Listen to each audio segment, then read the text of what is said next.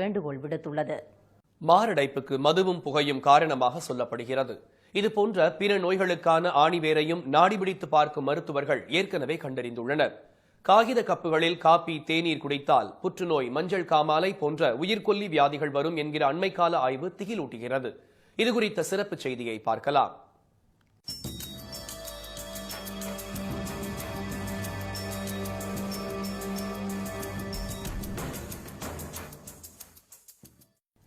Coffee, தேநீர் போன்ற சூடான பானங்களை அருந்த கண்ணாடி டம்ளர்களை பயன்படுத்திய வழக்கம் ஒழிந்து அவற்றின் இடத்தை பிளாஸ்டிக் கிளாஸ்கள் கொஞ்ச காலம் ஆக்கிரமித்திருந்தன.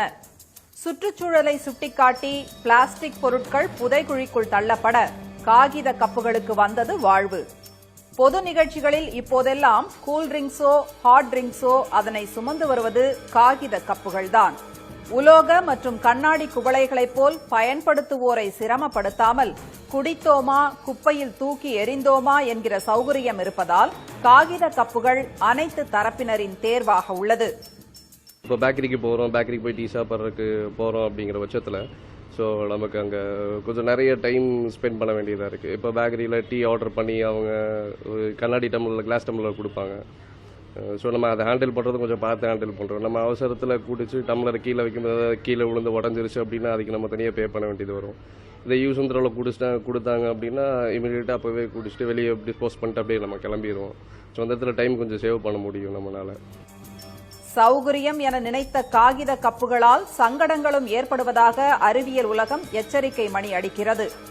குளிரில் நனைந்து போகாமல் இருக்கவும், உஷ்ணத்தில் உருகி போகாமல் செய்யவும் பேப்பர் டம்ளர்களின் உள்புறத்தில் அமில கலவைகளை உள்ளடக்கிய மெழுகு பூசப்படுகிறது. பானங்களோடு ஊடுருவி வயிற்றுக்குள் இறங்கும் மெழுகு ஜீரண மண்டலத்தை சிதைத்து சின்னாபின்னமாக்குவதாக அபாய சங்கு ஊதுகிறார்கள் மருத்துவர்கள். காகித கப்பை தொடர்ந்து பயன்படுத்தினால் புற்றுநோய் நிச்சயம் என்பது அவர்களின் எச்சரிக்கை.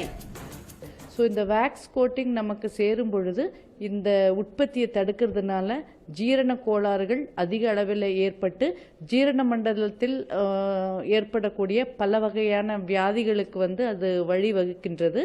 மேலும் இது தொடர்ந்து நமக்கு இப்படியே ஆகும்னா அந்த ஜீரண மண்டலத்தில் இருக்கக்கூடிய செல்கள் பாதிக்கப்பட்டு புற்றுநோய் எங்கக்கூடிய ஒரு அட்வான்ஸ்டு ஸ்டேஜ் இன்றைய காலகட்டத்தில் ஏற்பட வாய்ப்புகள் உண்டு.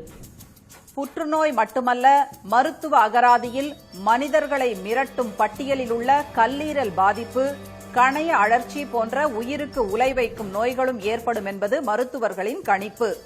இந்த மெழுகு பொருட்கள் வயிற்றிலிருந்து சேர்ந்து ரத்தத்தில் கலந்து போகும் பொழுது நமக்கு இந்த பான்கிரியாஸ்ன்னு சொல்லக்கூடிய கணையம் அழற்சி நோயோ இல்லைன்னா கல்லீரலுக்கு சென்று கல்லீரலை பாதிக்கக்கூடிய ஆபத்தும் ஏற்படுகிறது.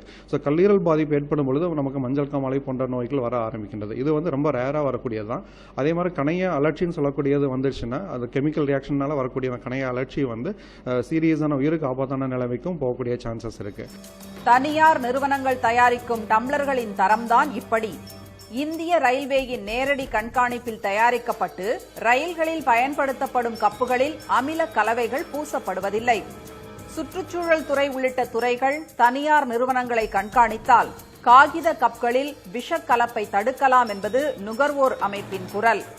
பேப்பர் கப்பு கூட இந்த சுற்றுச்சூழல் மாசு கட்டுப்பாடு வாரியம் தொழில்துறையினும் கண்டிப்பாக இந்த வேக்ஸ் கலக்கிற தடை செய்யப்படணும். அதுக்கு பதிலாக ஒரு திக்னஸாக இருக்கக்கூடிய மரக்கூழ் மூலமாக தயாரிக்கக்கூடிய இந்த பேப்பர் கப்பில் யூஸ் பண்ணாதான் இது கரெக்டாக இருக்குது. இதுக்கு அந்த சம்மந்தப்பட்ட அதிகாரிகள் கண்டிப்பாக இதுக்கும் ஒரு சட்டத்தை கொண்டாந்து ஒரு அரசாணை கொண்டாந்து இதுக்கு நடைமுறைப்படுத்த முடியும்.